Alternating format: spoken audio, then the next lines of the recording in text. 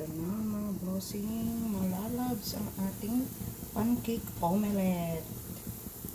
Ito, i-reverse natin. Ready to reverse. Slowly.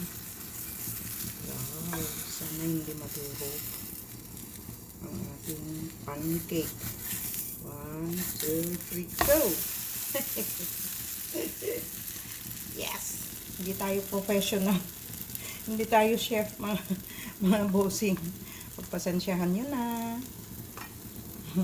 Yung pag-flip ng pancake. Hindi expert. Hindi tayo expert dahil hindi tayo chef.